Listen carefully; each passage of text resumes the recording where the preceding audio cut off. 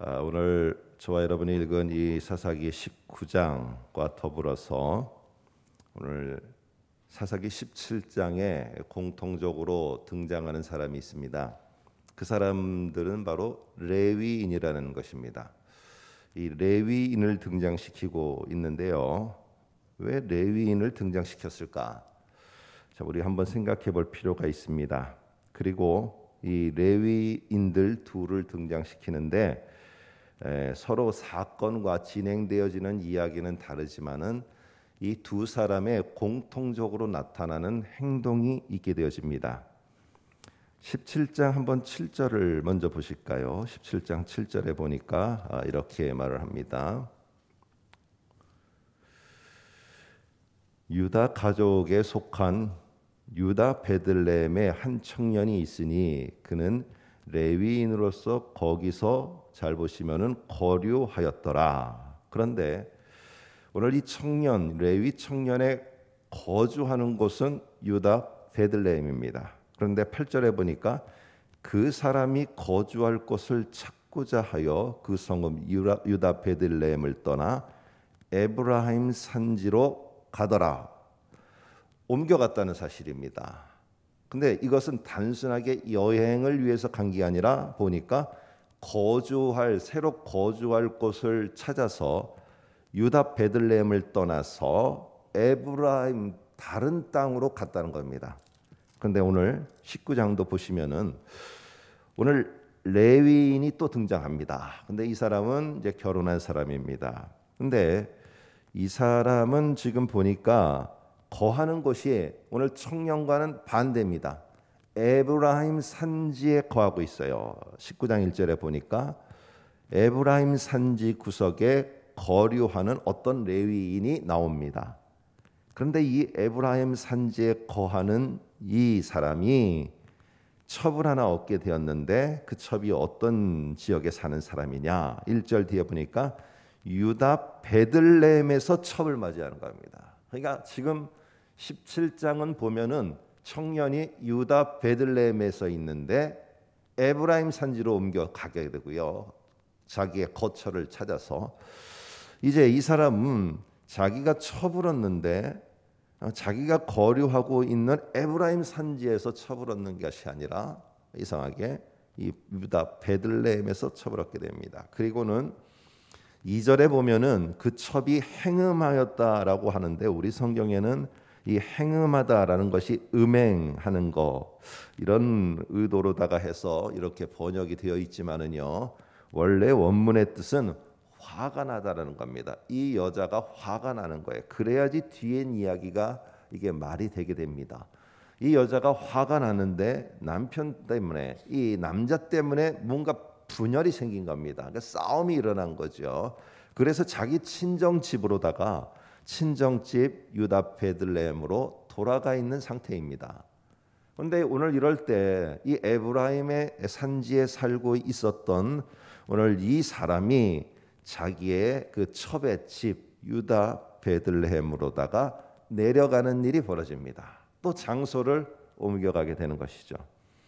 오늘 여러 가지 관점에서 볼 수 있지만은 오늘 이 레위 사람 청년이든 오늘 결혼한 사람이든 지금 자기가 거해야 되는 그 거류해야 될 곳에서 다른 곳으로 한 청년은 옮겨갔다는 것이고 한 사람은 자기의 첩을 데리러 옮겨갔다는 겁니다. 오늘 이것이 과연 오늘 우리들에게 오늘 사사기의 전체적인 속에서 뭘 말하려고 하는지 우리가 한번 생각해 보기를 원합니다. 뭐 여러 가지 속에서 우리 본문을 볼 수 있지만은 또 내일은 19장을 다른 관점에서 한번 보도록 하고요. 그러기 위해서는 왜 레위 사람들을 여기에 등장시키는가 이것을 우리가 이해해야 되는데 그러기 위해서는 여호수아 21장과 창세기의 후반부를 함께 생각을 해야 됩니다.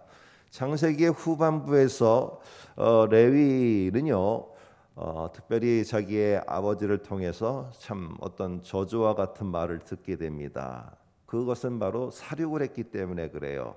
그 여동생의 강간 사건으로 인해서 많은 자들을 살육을 한 그것 때문에 칼로 다 살육한 것 때문에 너희는 흩어져서 살게 되게 될 것이다. 이 말을 합니다. 이 말이 사실 무엇인지는 몰랐지만은 뒤에 여호수아 21장에 가게 되면은 이 땅을 여호수아가 다 가나안 땅을 이제 지파 이런 데로 다 분배받게끔 합니다. 그럴 때 레위 가문이 나오게 되는데 레위 가문들에게는 이것이 주어지지 않습니다. 민수기의 말씀을 따라서 이 여호수아 21장에서는요.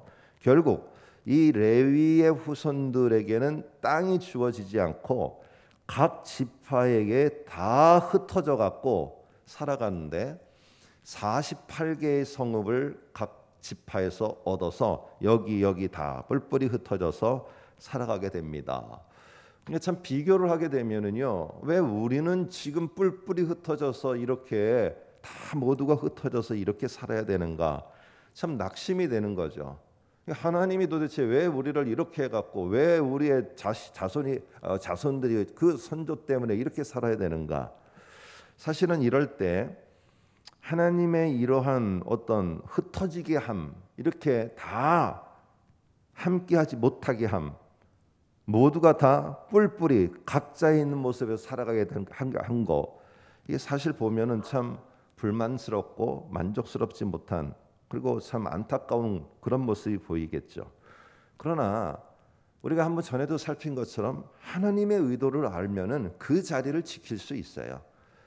오늘 내가 왜 나는 이렇게만 돼야 되는가? 왜 나는 이렇게만 돼야 되는가? 레위 사람들, 레위의 후손들이 죄다 그러면은요, 그 자리를 지키고 있지 못해요. 근데 하나님은 중요한 역할을 레위에게 맡기기 위해서 오히려 저주의 말이 축복으로 바꾸셔서 이루셨어요. 그래서 레위 사람들은 흩어져서 각 자기네 다른 지파에 속해서 살았지만은 거기서 무엇을 하느냐? 그들을 하나님께 온전히 가도록 하는 신앙의 가이드 역할을 하고 말씀을 가르치는 역할을 하고 또 하나님을 잘 섬길 수 있도록 그들이 봉사하며 섬기는 일을, 여러분 그 일만을 전담으로 하도록 하기 위해서 각각 지파에 다 흩으셔서 그런 용도로 사용하고 있는 거예요. 그렇다면은 내가 있는데 왜 나는 여기고 왜 너는 저기고, 왜 나는 하필이면 이 에브라임 산지고 왜 너는 유다 베들레헴이고, 아니 나는 왜 유다 베들레헴에게 이렇게 좀 좋은 데가 이런 게 아니고 왜 저기가 더 좋아 보이는 저기 있는가? 그렇게 해서 원망하고 불평하는 것이 아니라 하나님이 이곳에 이 중요한 목적을 위해서 나를 잘 두신 거구나. 그래, 하나님이 나를 통해서 무엇을 하시는지 내가 이 산지에서 아니면 유다 베들레헴에서 내가 잘 하나님이 하시는 역사하심을 내가 기다리며 그분에게 도구로 잘 쓰임 받아야겠다. 하나님이 이런 의도가 계셨구나 라는 걸 알게 되면 그 자리를 잘 지켜갈 수 있어요. 기다림 속에서 지켜갈 수 있어요. 그런데 오늘 여기에 보면은 각자의 소견에 생각할 때는 왜 내가 여기여야 돼? 아니 내가 이거밖에 안 돼? 여기서는 뭐 내가 할 것도 없는데. 오늘 특별히 이 사람이 특별히 청년 레위가 거처를 옮겨갔다는 사실은요, 자기가 거기에서 해야 될 일에 만족하지 못했거나 찾지를 못했거나 정말 거기서 할 일이 없었거나 어떤 그러한 이유입니다. 자기가 그러니까 거기에 만족함이 없는 거예요. 그러니까 다시 옮겨갑니다. 어디로요? 또 새로운 곳을 향해서. 그런데 하나님께서 그곳에 두셨을 때는, 그리고 거기에서 내가 맡겨진 것들을 해나가야 되는 그것이 있었을 때는 내 소견에 너무 옳은 대로 판단해서 여기는 아니야, 아이고 여기에는 소망이 없어, 여기는 원래 그래, 그러니까 다른 데 가면은요 내 눈에 더 소망 없이 보여요. 처음에는 거기가 좋아 보여도. 그렇기 때문에 오늘 우리들에게 있어서 정말 소중하게 하나님이 두셨으면은 거기에 기다림이라는 게 필요해요. 그런데 힘들죠. 그 자리에서 기다리고 있다는 거 쉽지 않은 일이에요. 그러나 기다릴 때 하나님이 그 기다림의 사람을 통해서 역사하시는 거예요. 그러나 그 기다리지 못하고 내 소견에 오른 대로 참 저기 가면은 에브라임 산지에 가면은 더 좋고 내가 무언가를 큰 것을 할 것 같았어요. 아니면은 내가 생각할 때 유다 베들레헴에 가면은 뭐가 다 해결될 것 같아요. 내가 그 여자를 데려오면은 모든 걸 다 해결할 것 같아요. 옮겨가지만 그러면 정말로 모든 게 다 해결되고 내가 원하는 것들이 다 주어졌을까요? 오늘 17장의 레위 청년은요, 자기가 있던 곳에서 바로 이 에브라임 산지에 올라감으로 말미암아 드디어 자기가 원하는 것을 해봤을지도 몰라요. 한 집안에 한 우상을 섬겨서 잘 인도하는 제사장이 돼요. 그런데 결국에 그 일 때문에 어떻게 됩니까? 나중에 가면은 이 미가라는 사람의 제사장이 됨으로 말미암아 미가와 단 지파 사이에 대립이 일어나고 잘못했다가는 이들의 큰 불똥이 튀는 그 속에 그 소용돌이 가운데 이 레위 청년이 들어가게 된다는 사실이에요. 결국에 그 레위 청년은 자기가 한 미가라는 집안의 제사장이 된 것 때문에 나중에는 단 지파가 라기스라는 지역의 사람들을 살육시키는데 이 엄청난 소용돌이 속에 그는 들어가게 된다는 거예요. 여러분, 이게 행복했을까요? 여러분이 그 사람으로 되돌아간다면 저와 여러분이 정말 거기를 떠나서 내가 이곳에 왔을 때 정말 그 속에서 에브라임 산지 속에서 살육의 현장 속에 갈등과 이 모든 것들 소용돌이 속에 들어가게 된 게 내가 전에 있었던 것보다 더 행복했을까요? 그렇지 않았을 것 같아요.